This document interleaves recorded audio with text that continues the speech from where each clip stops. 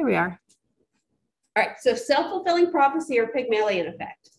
This is when you have an unfounded expectation or belief about somebody, but it leads you to act in a certain way that makes it come true. So let's imagine now the Carrie that is described in the white paper, expelled for fighting, unexcused absences, and so on. So let's say that's the Carrie that comes in my door. That's what I think of Carrie. So I start to treat her that way. When she walks in the door, I go over rules and expectations. I assign her to tutoring club. When I see a skirmish on the playground, I assume it's her fault. I start treating her like she's this kid, and she becomes this kid. What if the only reason she had unexcused absences at her old school was because her parents were going through a divorce and she was struggling? What if she was expelled for fighting because she was being bullied and it was a zero tolerance school and it doesn't matter if you're the victim or not? Maybe she's not that bad kid, but I can treat her in a way that I can make her turn into that bad kid, is what self-fulfilling prophecy is about. I love this quote: what adults believe about a young person's capacity often determines what will be achieved.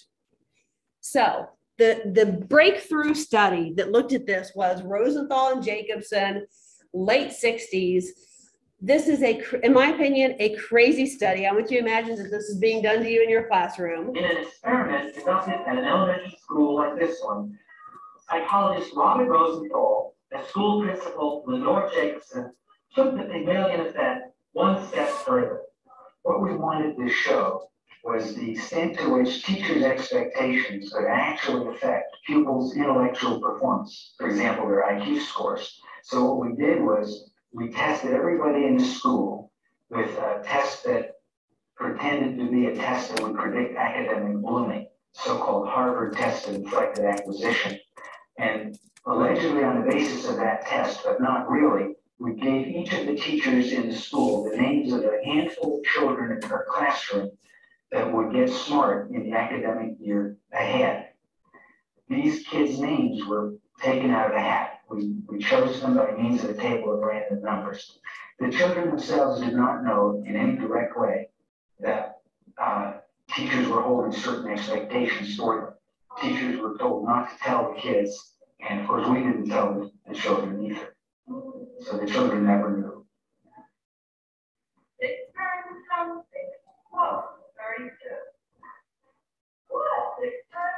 And then when we tested the children a year later, we found that those kids who've been alleged to their teachers to be were going to show intellectual gains, in fact showed greater intellectual gains than did the children of whom we said nothing in particular. All right, so imagine this study. They come in, they give your students a fake test. The Harvard blah-blah-blah is going to tell you how smart your kids are. They come up with a random list of names. They could just pick them out of a hat and say, these kids are brilliant. They're really going to shine this year. You wait and see. That's it. They come back at the end of the school year and they look at grades. Those kids on that list, nothing special about them. Their name was picked out of a hat. They're the top of their class. All because of what happens is, so the teacher's beliefs affect the teacher's actions, which affects how the students feel about themselves, which affects the students' actions, which then affects outcomes. So it shows how a belief can become a reality. I like this quote: my teacher thought I was smarter than I was, so I was. That's kind of what this is getting at. So that's one type of expectation. The other one is called a sustaining expectation. And this is when your first impression or your initial expectation stays with you, even if the individual changes. You know, we always hear that first impressions are powerful. Sustaining expectation really proves the power of a first impression. So it's that idea of when you meet someone and you make that first impression, that impression sticks with you, even if they change, whether it's for better or for worse. That's sustaining expectation. Mm-hmm. So it says on the board, but it doesn't alter if the student improves. Does it like also apply for if they like decline, like the teacher's always like, well, they're top of their class, they don't need help with anything, and their grade goes down? You are so right. So even if you've got that gifted top of the class student and they start to falter, in the teacher's eyes, it's still the top of the class student. Now, it doesn't happen to everybody. Not everyone's susceptible to expectations, but if you're susceptible to sustaining expectation, it's that first impression that sticks with you. So let's go with the opposite of that. Let's say you've been given Bart Simpson as your student. And Bart Simpson is known as being an underachiever, a class clown, a prankster. You don't think much of him. But let's say this is the year that he studies. This is the year that his studying pays off and he starts to do well. Sustaining expectation means that in the teacher's mind, he's still Bart Simpson class clown. She doesn't see this. She still sees him as that bad kid and kind of blows off the good things that she sees. Same thing with that great student that suddenly starts to falter. You kind of blow that off and go, well, that's not the real him. He's still my top of the class. So that's, if you're susceptible to sustaining expectation, that's what you might see. So how do expectations affect our behavior? Studies have found if you have a high expectation for someone, so for any of your students, you have a high expectation for them, you're going to smile at them more. You're going to be nicer to them. And you're also going to give them more academic challenge. You're going to push them. You're going to give them things that are a little bit harder. So if this is an elementary class, let's say, and you're passing out readers, and maybe everyone's getting level 3 readers, those students that you have high expectations for, you might give them a level 4 and be like, I know you can do this. Give it a try this week. Those are the kids that you give that little extra push to. So it's that idea of how what you think starts to affect what you do. We're going to watch a few other clips, short ones, from that Rosenthal and Jacobson study where they came to some of these conclusions. But first, I really like this. We all need to go into the classroom believing our students can and will meet our expectations and often exceed them. First factor is the climate factor. Teachers tend to create a warmer climate for those children for whom they have more favorable expectations. They're nicer to them, both in terms of the things they say and also in the nonverbal channels of communication. The other very important factor is the whole input factor. That one probably won't surprise anyone. Teachers teach more material to those kids for whom they have more favorable expectations. After all, if you think a kid is dumb and can't learn, you're not going to put yourself out to try to teach them very much. All right, while we're moving along, I forgot I had Halloween candy for you all. So take whatever you want and pass it along. Thank you. I was gonna have Sarah share, but she's been a little shy. Okay, so other things that happen. When you're asking questions in the classroom, if you have high expectations for a student, you treat them differently at question time. You give them longer to think about it. You're going to try to prod and help them find the answer because you believe they know it. So longer response time, you're going to give them cues and prompts. So here's kind of how that works. You ask a question. If the student answers, and let's say they're struggling and they don't seem to know it. If I have high expectations for them, I believe that they do know it. So I'm going to be patient with them. I'm going to rephrase my question. I'm going to prod them. I'm going to think that together we can get there. If I ask a question, but I have low expectations for the students and they seem to struggle the exact same way the other student was struggling, I'll just move on. It's okay. I'll ask somebody else because I don't think they know it. And I don't put the time in to help them get there. That's what studies have found. Two other factors, though, make a difference. One is the response opportunity factor. That is, kids get more of a chance to respond if the teachers expect more of them. They call on them more often. When they do call on them, they let them talk longer, and they help and shape with them the answers that the kids speak out, kind of working together to put the response out. The last is feedback. Feedback factor works in this way.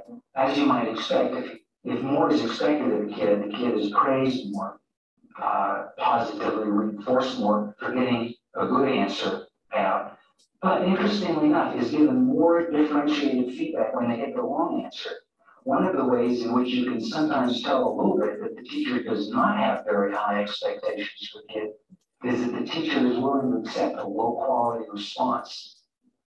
I mean, that's a big difference. Have you ever seen that happen when a student gives an obviously wrong answer and the teacher just moves past it and doesn't try to correct it or help?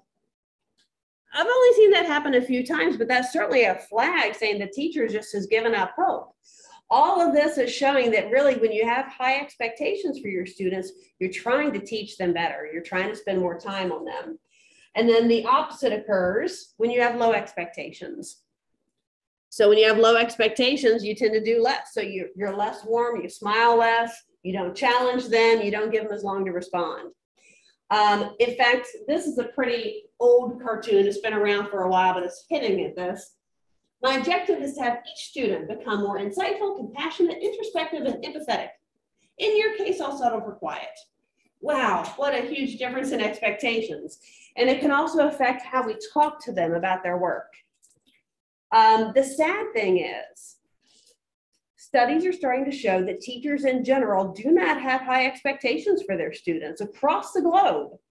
That almost half the teachers actually have low expectations for their students. And if that's true, then what we're going to see is the Gollum effect. It's not in your notes, but it's the opposite of what we're talking about, this idea of where students are going to start to perform worse because the teachers don't think highly enough of them. So how can we avoid this? That'll be how we wrap up today. How do we avoid this? One thing you can do is be very careful about the information you get from other teachers, from other parents, from other students. Because you're going to get it, whether you like it or not. Parents are going to tell you things, teachers are going to tell you things. I love this quote here: never judge a child based on another teacher's opinion. They deserve to be given a chance. They deserve a clean slate. And I think when they walk in your door, they should have that clean slate to try to start fresh and have a good year with you. So be careful about what you hear in the teacher's lounge.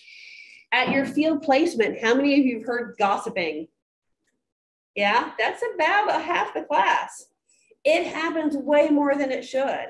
I remember once sitting in Panera in Vienna, West Virginia, and there were teachers there on their lunch break. Their entire lunch break was talking about their students, their student teachers. I mean, they just slammed everybody in their class. And I'm sitting here thinking, I work in the College of Ed. How do you know I don't know your people? You know, I have a lot of parents in this neighborhood that are friends of mine, and that, you know, again, you just shouldn't do it. But anyway, how many of you as students had a reputation based on an older sibling? I did. Yeah. So again, that's the thing. It's not fair to those younger siblings. They all deserve that clean slate when they walk in your door. How else can you avoid this? But make sure that you're challenging all of your students appropriately. Now that can be hard to do, very hard to do. In fact, we're going to do differentiated instruction next Monday. So when I was talking about that elementary ed class where you give everybody level 3 readers, but maybe 1 or 2 students get level 4 readers to challenge them. When I say challenge all students, it wouldn't be fair to give all of them level 4 readers. Not all of them are going to be ready for it. You got to think about what is challenging to them, what is in their zone of proximal development. And so challenge will differ across your students. But again, keeping in mind that nobody lifts or rises their experiences to low expectations. Try to communicate that you have high expectations for all of your students, that you think they're all capable, that they're all able of exceeding your standards, that they're all capable of doing their best. I love this quote I saw. I've said this before, but one of the only reasons I'm a writer is because I had a teacher in 3rd grade who looked at my poem about clouds and said, you can be a writer when you grow up. Those things make a difference. I found this video. Some of it's a little corny, but it's sweet, showing the power of teachers' words and teachers' high expectations for their students. So they had teachers pick a student who inspires them to tell them that they think highly of them.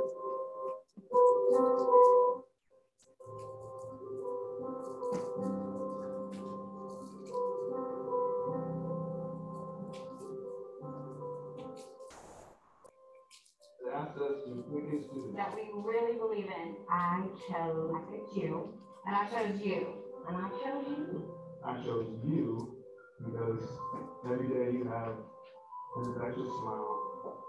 You always have the greatest attitude. I knew that you were my student.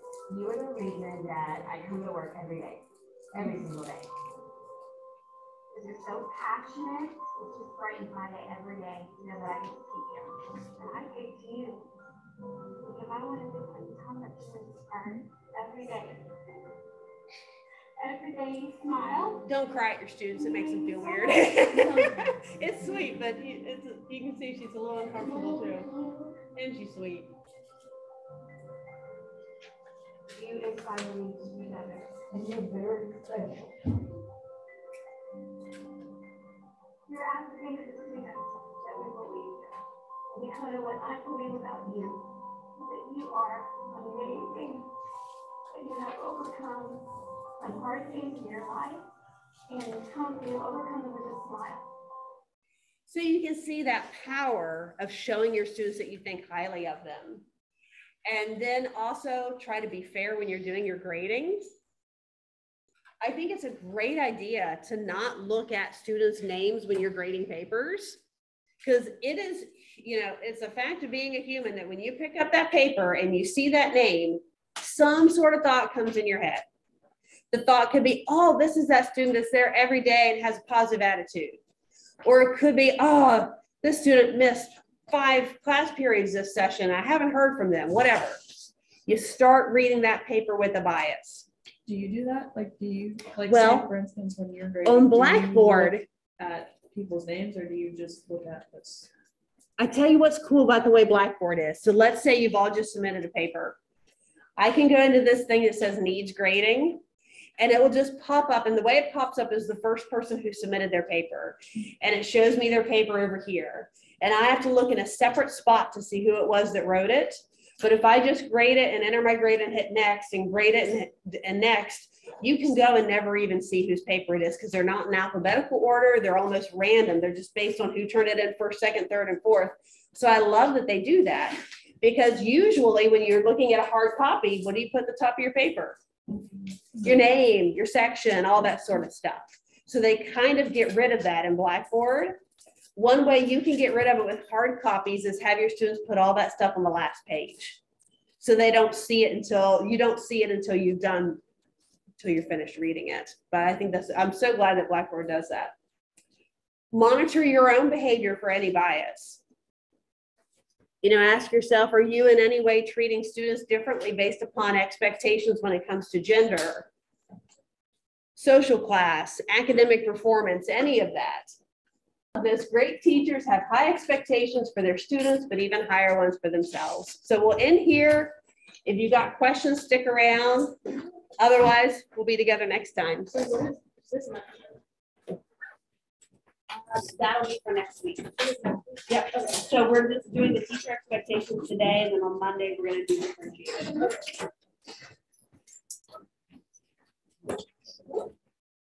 Bye, Caroline.